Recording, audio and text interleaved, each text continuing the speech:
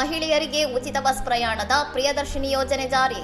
ಉದ್ಘಾಟನೆ ವೇಳೆ ಸಚಿವೆ ಬಿಂದು ಕೃಷ್ಣ ತಲೆ ಮೇಲೆ ಚೆಲ್ಲಿದ ಪಾಯಸ. ಕೇರಳ ಸರ್ಕಾರವು ರಾಜ್ಯದ ಮಹಿಳೆಯರಿಗಾಗಿ ಜಾರಿಗೊಳಿಸಿರುವ ಮಹತ್ವಾಕಾಂಕ್ಷೆಯ ಪ್ರಿಯದರ್ಶಿನಿ ಯೋಜನೆಯು ಸೋಮವಾರ ಜೂನ್ 15ಕ್ಕೆ ಚಾಲನೆ ಪಡೆದಿದ್ದು, ಉದ್ಘಾಟನಾ ಸಮಾರಂಭದ ವೇಳೆ ಸಚಿವೆ ಬಿಂದು ಕೃಷ್ಣ ಅವರಿಗೆ ಮುಜುಗರದ ಸನ್ನಿವೇಶವೊಂದು ಎದುರಾಗಿದೆ.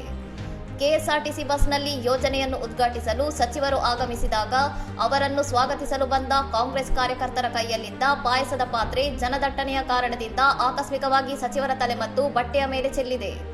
ಘಟನೆಯ ವಿಡಿಯೋ ಸಾಮಾಜಿಕ ಜಾಲತಾಣಗಳಲ್ಲಿ ವೈರಲ್ ಆಗಿದ್ದು, ಸಹೋದ್ಯೋಗಿಗಳ ಸಹಾಯದೊಂದಿಗೆ ಸಚಿವರು ಬಟ್ಟೆಯನ್ನು ಸ್ವಚ್ಛಗೊಳಿಸಿಕೊಳ್ಳುತ್ತಿರುವುದು ದೃಶ್ಯಗಳಲ್ಲಿ ಸೆರೆಯಾಗಿದೆ.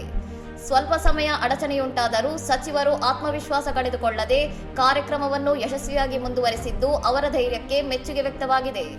ಚುನಾವಣಾ ಪ್ರಚಾರದ ವೇಳೆ ರಾಹುಲ್ ಗಾಂಧಿ ಅವರು ಘೋಷಿಸಿದ್ದ 5 ಇಂದಿರಾ ಗ್ಯಾರಂಟಿಗಳಲ್ಲಿ ಒಂದಾದ ಈ ಯೋಜನೆಯಡಿ ರಾಜ್ಯದ ಎಲ್ಲಾ ಮಹಿಳೆಯರು ಮತ್ತು ಟ್ರಾನ್ಸ್ಜೆಂಡರ್ ವ್ಯಕ್ತಿಗಳು ಸರ್ಕಾರಿ ಬಸ್ಗಳಲ್ಲಿ ಉಚಿತವಾಗಿ ಪ್ರಯಾಣಿಸಬಹುದಾಗಿದೆ. ಯಾವುದೇ ಆದಾಯ ಅಥವಾ ಸಾಮಾಜಿಕ ಸ್ಥಾನಮಾನದ ಮಾನದಂಡಗಳಿಲ್ಲದೆ ಜಾರಿಯಾಗಿರುವ ಈ ಯೋಜನೆಗೆ ರಾಜ್ಯಾದ್ಯಂತ ಮಹಿಳೆಯರಿಂದ ಭಾರೀ ಸ್ವಾಗತ ವ್ಯಕ್ತವಾಗಿದೆ. ಇನ್ನಷ್ಟು ಸುದ್ದಿಗಳಿಗಾಗಿ ನೋಡ್ತಾ ಇರಿ ಸೌರಂ ಟಿವಿ.